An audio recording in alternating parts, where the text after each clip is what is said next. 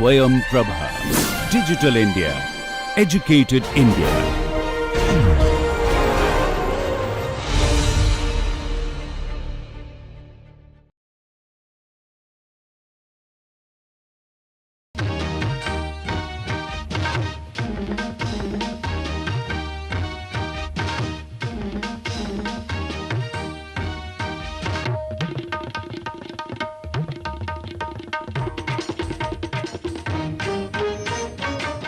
Hello everyone, welcome to this lecture. In the last lecture we started studying modal parameter estimation methods and we studied peak picking method. Now in this lecture we are going to study two more methods.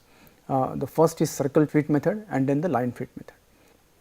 After we study the circle fit method, we will consider a simulated example to identify modal parameters using circle fit method, and then we will consider the basic principle of line fit method, and in the end we will look at what are residuals and how residuals can be approximated.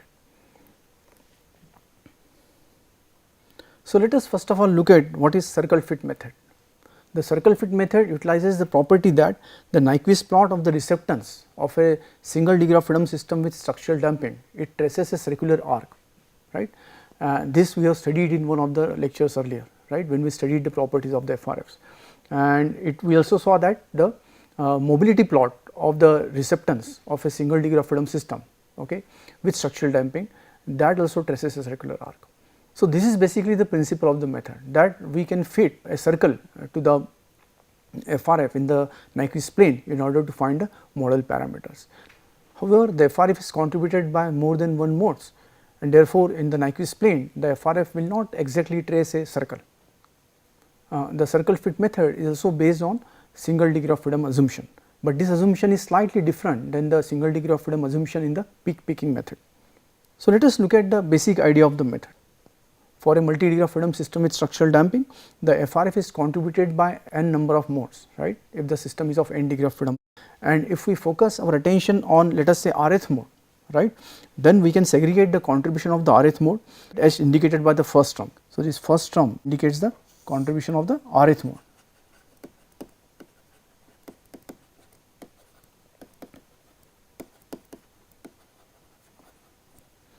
And the second term indicates contribution of all the rest of the modes, right, other than the rth mode. So therefore, if we represent these contributions in this form, so we can write down alpha jk as rcjk. So rcjk represents the contribution of the rth mode, right, and then plus rbjk. So rbjk represents the contribution of all the other modes. Now here rcjk is like the FRF of a single degree of freedom system, and therefore it will trace a circular arc in the Nyquist plane, and rbjk is the contribution of all the other modes to the FRF. Now if we focus our attention on a narrow frequency band around rth peak, then in this band the contribution rbjk will be very small, right, and the contribution of rcjk will be dominant, and if we assume that rbjk is constant, right, which is what the circle fit method assumes, that the contribution rbjk is constant in this small frequency band, then the circular trace of the rcjk term will be only translated in the Nyquist plane, okay, and therefore the circular nature of the this single degree of freedom FRF due to rth mode will not be distorted if rbjk is constant. So if that is so, then alpha jk will also trace a circular arc in the Nyquist plane in the narrow frequency band around the rth peak. So this is the idea behind the circle fit method. So therefore if rbjk is constant in a band around the rth peak, then the plot of alpha jk over the frequency band would also trace a circular arc in the Nyquist plane. So for a typical system, you can see plots of rcjk, rbjk and alpha jk are shown. So rcjk is supposed to be a perfect circle or perfect circular arc, as we see from here. Now rbjk, which is the contribution of all the modes other than the rth mode, we see that the contribution is not large in the narrow frequency band, right, and then therefore the alpha jk, the plot of alpha jk in the Nyquist plane also almost looks like a circular arc, right. The deviation from the circular arc is very small because rbjk is small in the narrow frequency range. So this means that we can therefore fit a circular arc to the measured FRF alpha j k and then determine the model parameters from that circle. Okay. So, this is the idea behind the circle fit method. So, let us see how we can perform fitting of the circle to the FRF. The FRF is in general complex. So, it has real part and imaginary part. Okay. So, let us represent the real part of the FRF by variable x and the imaginary part of the FRX by variable y. So, x and y are the real and imaginary parts of the FRF. Now, the equation of circle, we know that it is given by x minus xc whole square plus y minus yc whole square is equal to r square. So, xc, yc are basically the coordinates of the center of the circle and r is the radius of the circle.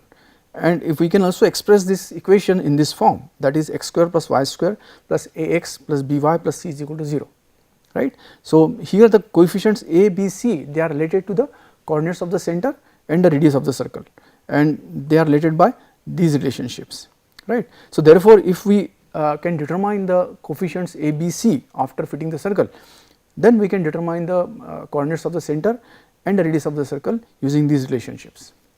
Now, to fit the circle to the FRF in the narrow frequency band around rth peak, we will have some discrete frequency points in that band, okay, and the FRF would be known at all those points.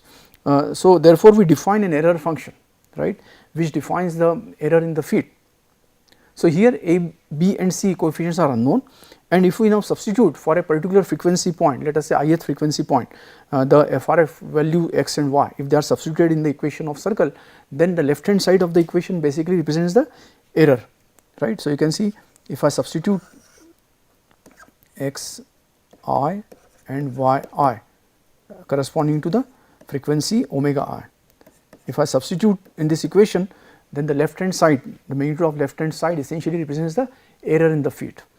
So, ideally we want that if the fit is perfect, this left hand side should be 0, right, because then only it will satisfy the equation of circle, right. So, if there are now m number of frequency points, so here you can see this is m is the number of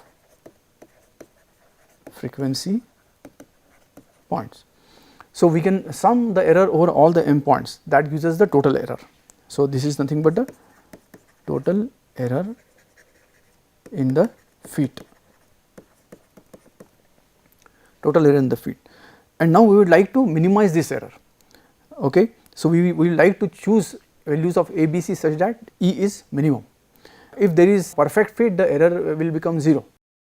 However, if the fit is not perfect, there will be some non-zero error e, but then we like that e should be as small as possible. So, for e to be small, we need to satisfy the conditions that the first derivative of e with respect to a, b, c, the unknowns, should be 0.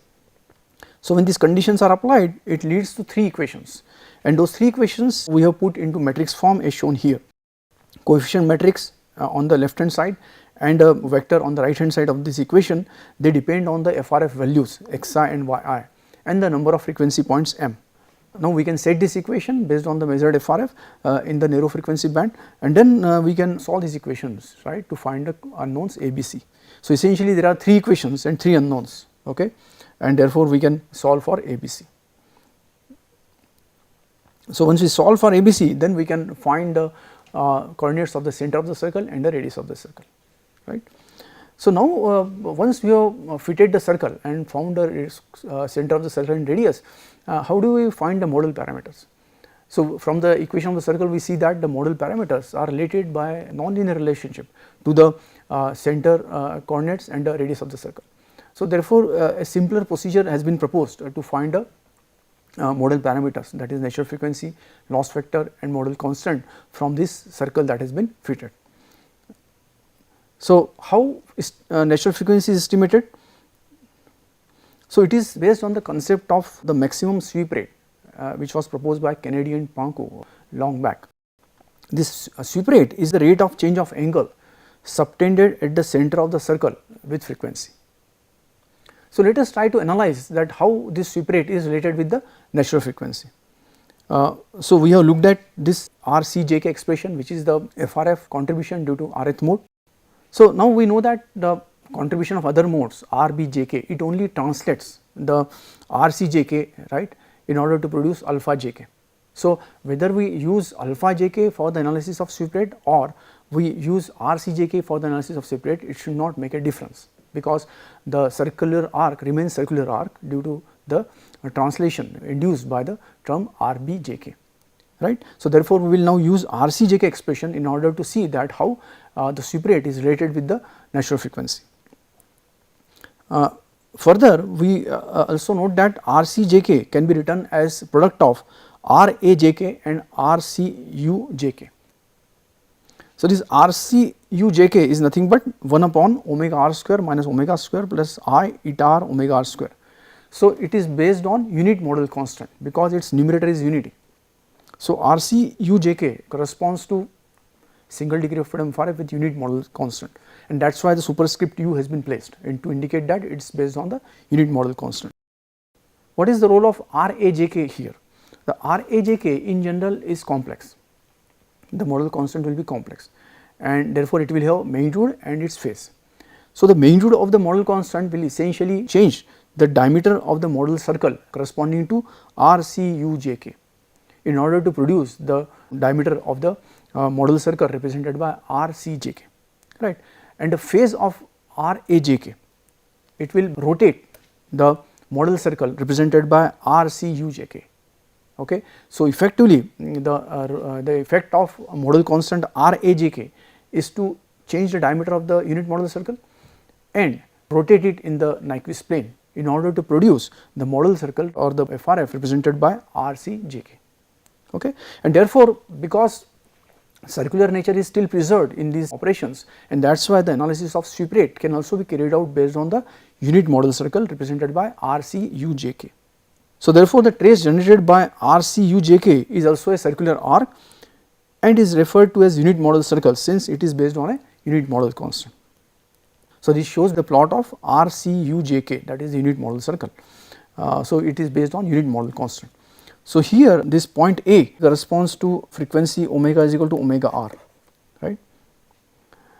So, we should note that different points on this circle, they represent different frequencies. Okay. So, these are all the different frequency points like this here,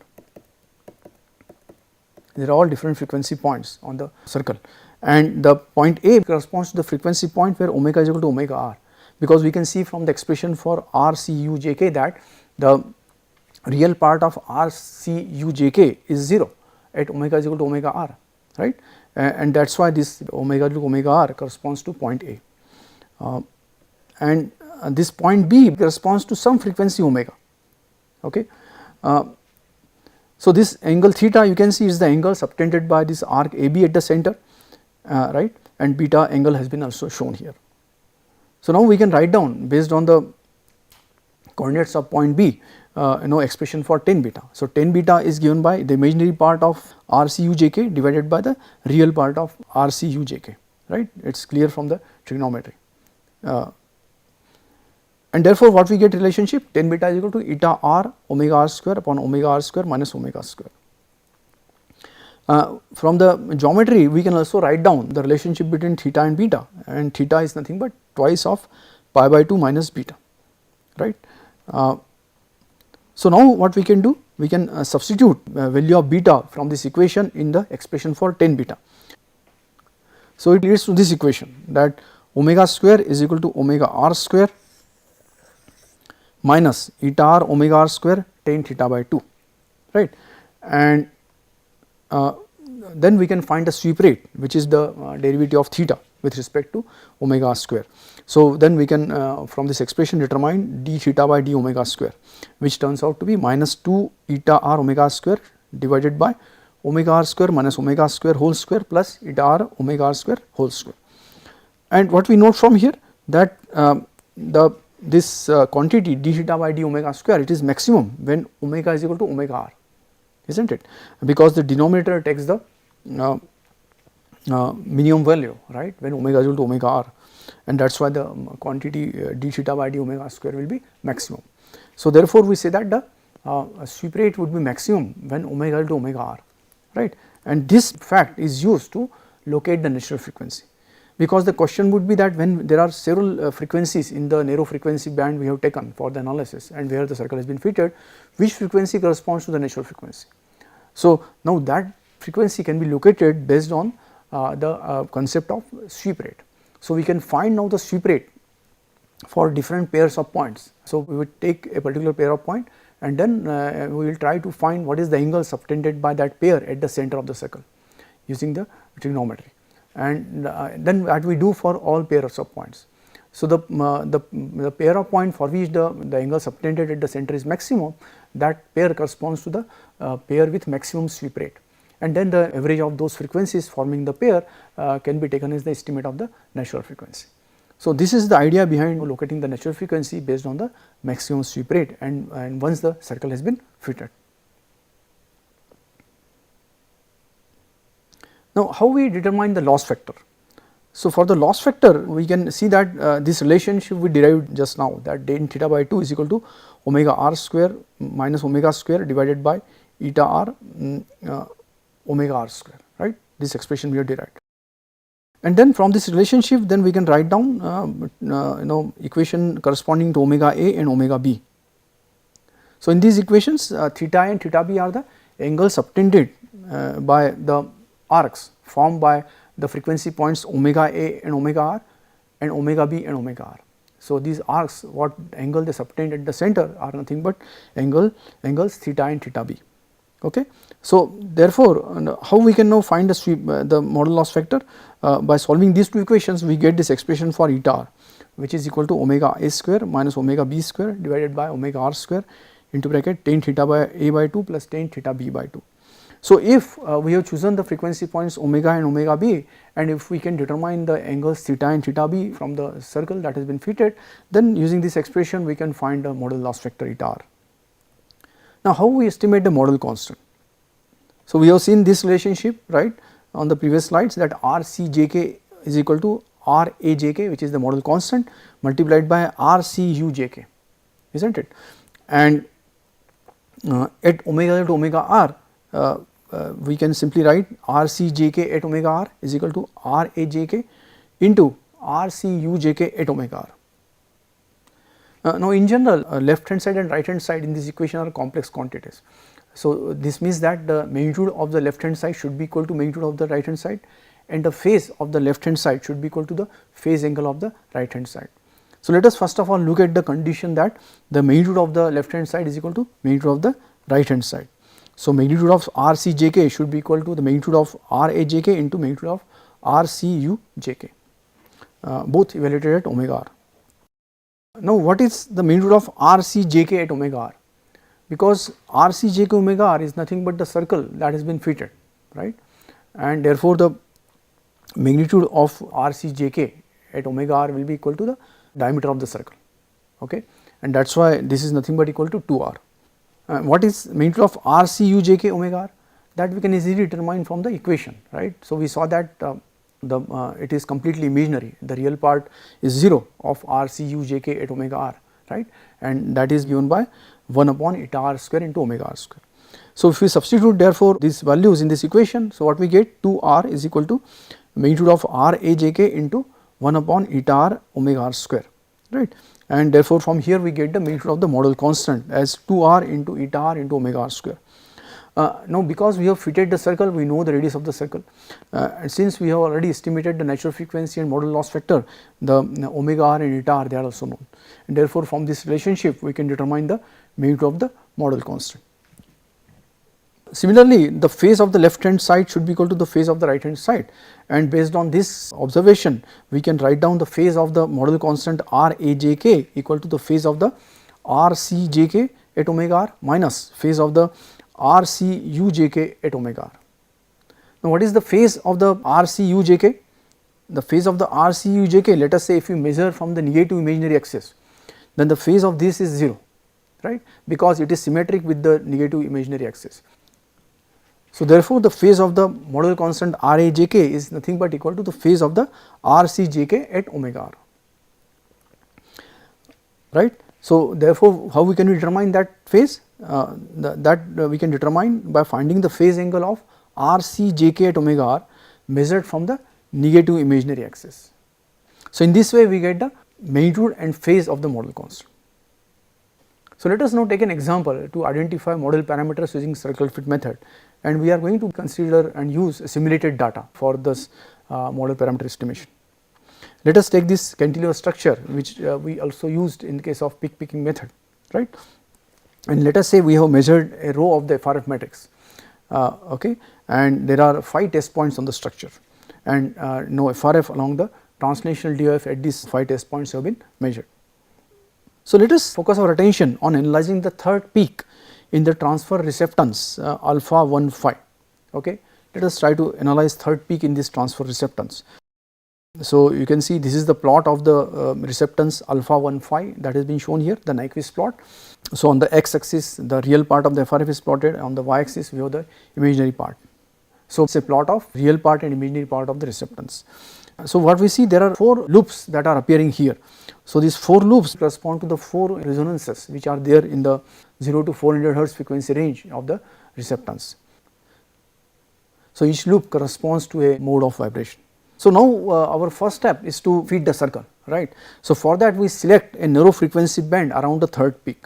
So, you can see this is the zoomed view of the third resonant peak that is shown here, okay, and then we select a narrow frequency band.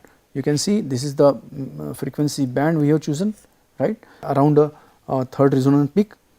Let us look at the Nyquist plot of the FRF in this narrow frequency band. So, this is the Nyquist plot. So, there are 21 frequency points in this narrow frequency band, right, and the band starts from 170 hertz and it ends at 175 hertz, and we can see these are this is the Nyquist plot and with all the frequency points being shown. So, there are now 21 discrete frequency points, and now we have to fit circle to this, and we have studied how to fit the circle, because at all these frequency points we know the FRF values. Then we can set up the coefficient matrix on the left hand side and a vector on the right hand side, and then find the coefficients A, B, C by solving those equations. So, once that is done, we get the circle, and then we can find the radius of the circle and the coordinates of the center of the circle. So, this is the fitted circle, right, and these are the coordinates of the center of the circle and the radius of the circle. So, now what we do, we find now the angle swept by a pair of frequency points. So, therefore, we choose, for example, let us say this pair, this is one frequency, another this second frequency, and then from the center of the circle we determine, let us say if the center is here, then we determine the angle swept. So, this is the angle that is swept by this pair of frequency point. So, this we determine because we know the coordinates of the center, we know the coordinates of the these frequency points in the Nyquist plane, because the FRF values are known, and then we can determine this angle, and this we repeat for every successive pair of frequency point, right, and then we compare all those subtended angles, and a pair for which the angle is maximum, that pair corresponds to the pair with maximum sweep rate, and then we can find the natural frequency by taking the average of the frequencies making up that pair, and that frequency is found to be 172.9 hertz. So, in radians per second it should be 2 pi 172.9 radians per second. So, in this way we get the estimate of the natural frequency for the third peak. Now we find a model loss factor, for which now we select 2 frequency points, one on either side of the frequency omega r. So, you can see here we have chosen 2 points. You can see this is the first frequency, this is another frequency, and this is the natural frequency, right, which is the omega r. So, one on either side we have chosen, and now we find what are the subtended angles, these angles. So, these are the nothing but angles theta A and theta B, which appear in the equation for finding the loss factor.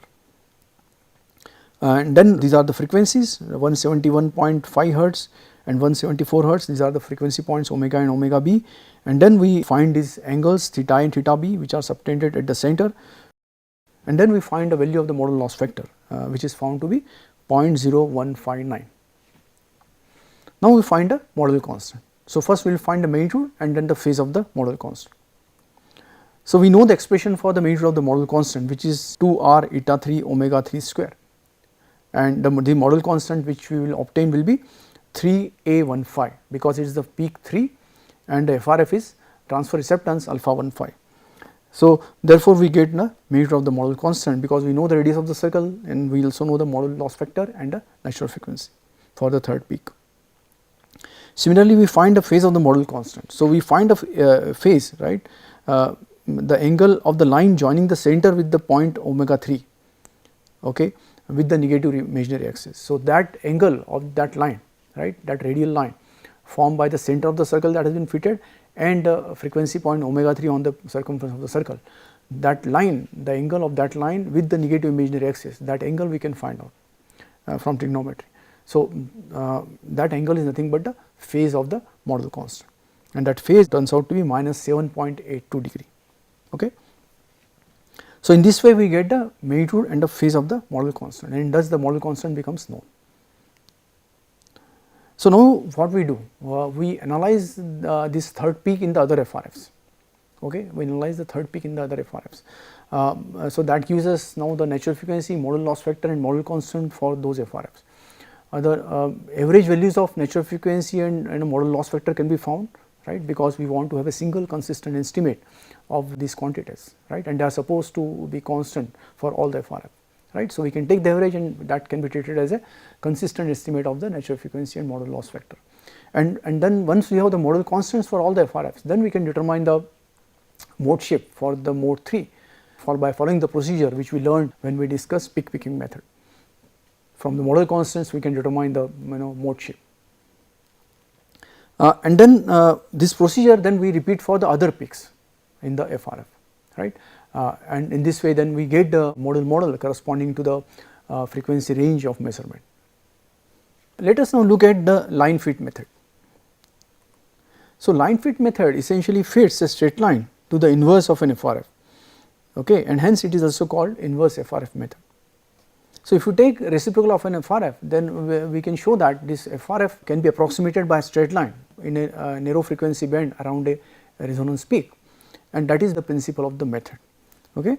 The reciprocal of the FRF has the units of dynamic stiffness, and that is why this method is also referred as dynamic stiffness method.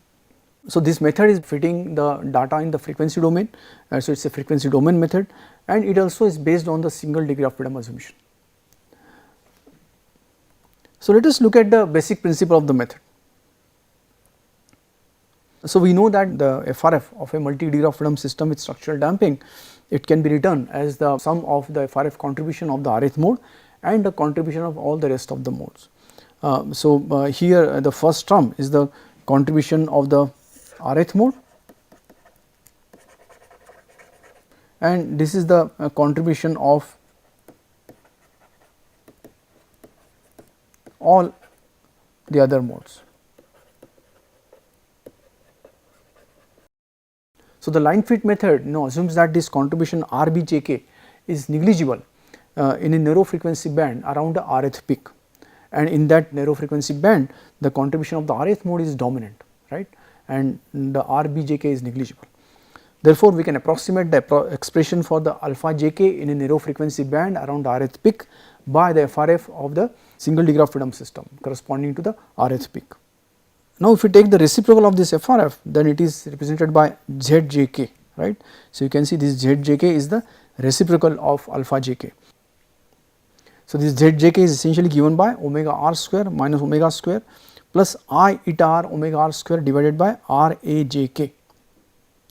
We see that the expression on the right hand side is a linear function of omega square, right. So, it means ZJK and omega square they can be approximated by a straight line relationship.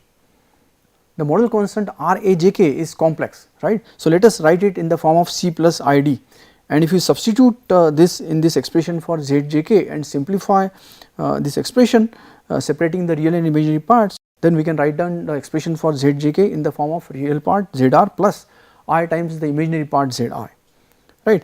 And then we can also see that ZR is nothing but real part of ZJK, and it is given by omega r square minus omega square into C plus eta r omega r square d divided by C square plus d square. And we see that this right hand side is a linear function of omega square. So, we can say that the ZR and omega square they are linearly related, right, and therefore, we can write this expression in this form. We can say that ZR is equal to MR omega square plus QR.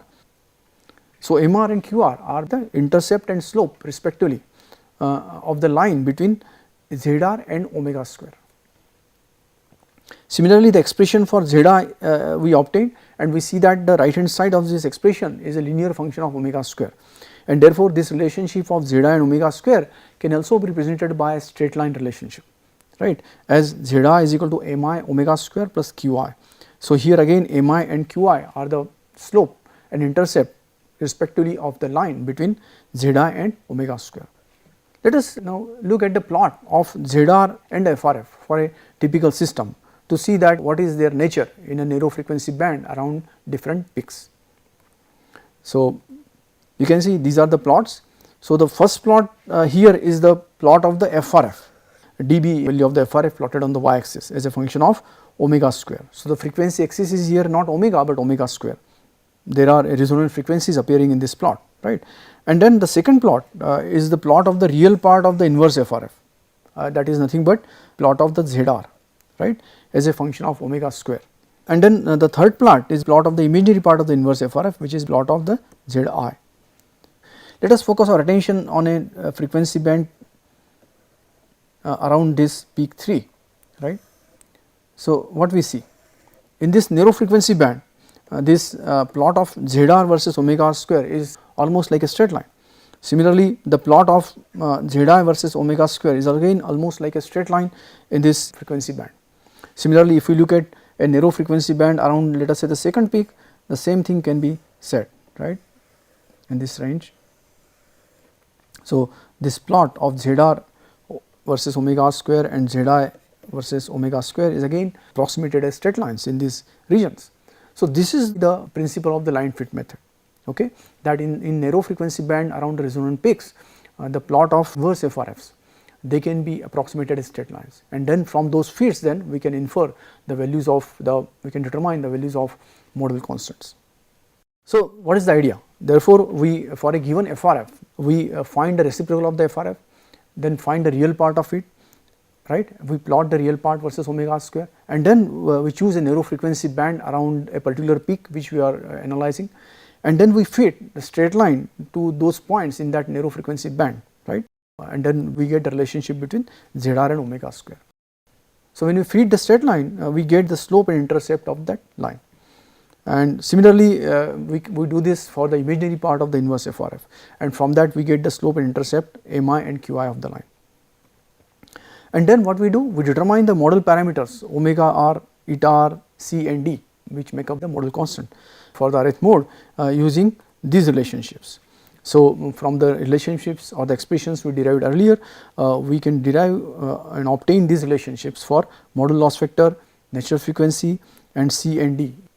So, in this way we get the modal parameters by fitting straight lines to the real and imaginary part of the inverse FRF. Now, we are going to discuss what are residuals.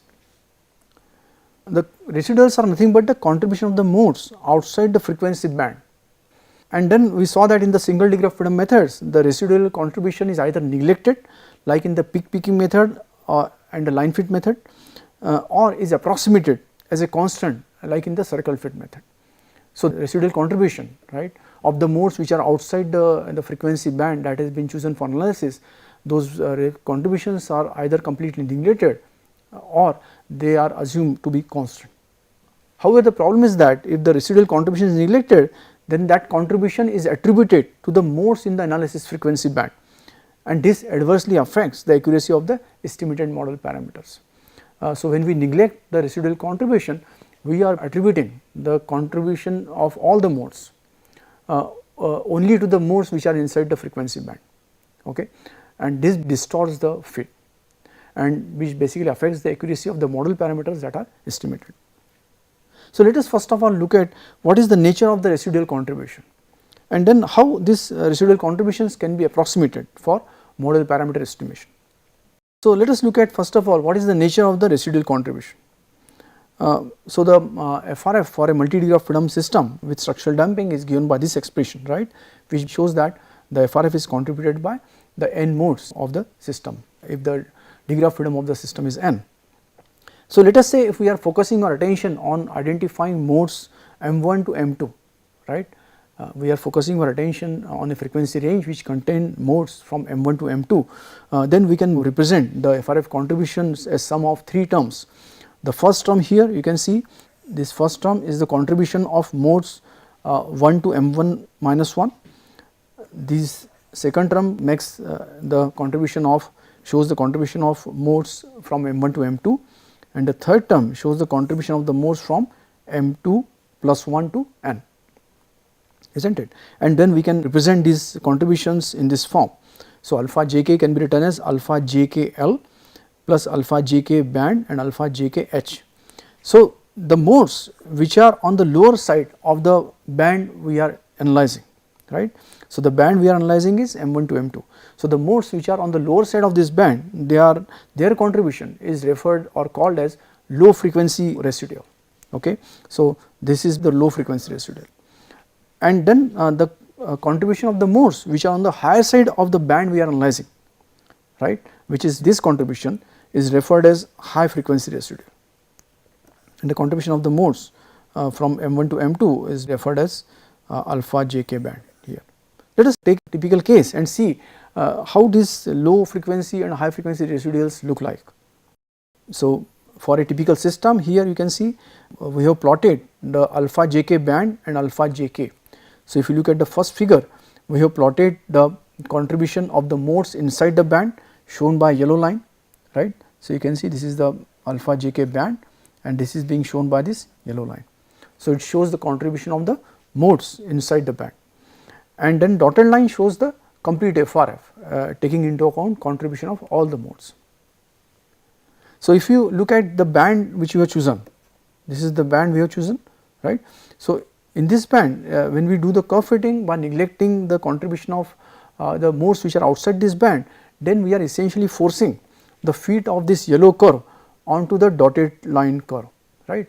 We are forcing the feet of alpha jk band, contribution of the modes in the band to the contribution of all the modes in this band represented by the dotted curve, and this obviously will distort the feet and lead to inaccuracies in the model parameters that are estimated. This second figure shows the plot of low frequency residual, right, and plot of the all the modes which are on the lower side of the band. Okay. And the third figure shows the plot of the high frequency residual, that is the plot of contribution of modes which are on the higher side of the band. So, what we see, the low frequency residual in the frequency band, it can be approximated as the mass line of the receptance of an SDF system. So, although the modes which contribute to low frequency residual they are more than one, and therefore, their contribution cannot strictly be represented by a single degree of freedom system, right, but still we can approximate this contribution by mass line of the receptance of an SDF system. So, we can write therefore alpha jkl approximately as minus 1 upon m jk omega square. So, this m jk represents the fictitious mass of the corresponding to the mass line. Similarly, the high frequency residual in the frequency band can be approximated as the stiffness line of the receptance of an SDF system. Okay. So, we can see from the plot that the contribution of the high frequency residual in the frequency band we have chosen, it looks like a stiffness line, right, it is like a horizontal line. So, kjk is the hypothetical stiffness of the stiffness line. Therefore, with these approximations we can write the FRF expression as alpha jk is equal to first the low frequency residual, which is minus 1 upon m jk omega square, and then the contribution of the modes M1 to M2, and then we have the high frequency residual which is 1 upon kjk. So, therefore, here we see that the mjk and kjk are also now two additional unknowns which need to be determined during curve fitting, right. So, in addition to finding the model parameters of the modes from M1 to M2, we also need to determine these coefficients of the low and high frequency residuals. So, the residuals can also be modeled as pseudo modes. For example, for the low frequency residual we can assume a fictitious pseudo mode which is making that low frequency contribution, and that can be approximated as 1 upon kjk minus mjk omega square. So, for the high frequency residual also we can have another pseudo mode again whose contribution will be represented by 1 upon kjk minus mjk omega square. So, therefore, we have now two unknowns for each pseudo mode. So, if we are using one pseudo mode for low frequency residual and one pseudo mode for high frequency residual, then we will have 4 additional unknowns which need to determine to model the residual contributions. So, what is the advantage of incorporating the residuals in the model parameter estimation? by incorporating residuals, we obtain a more accurate estimate of the model parameters, and therefore, the model we obtained is a more accurate representation of the structure, right. So, for example, we are using model for predicting the response to unknown forces, then the prediction of those responses will be then more accurate. So, in this way today we studied the model parameter estimations using circle fit method and line fit method. We also studied the concept of residuals and how the residuals can be approximated. Now we stop here. Thank you.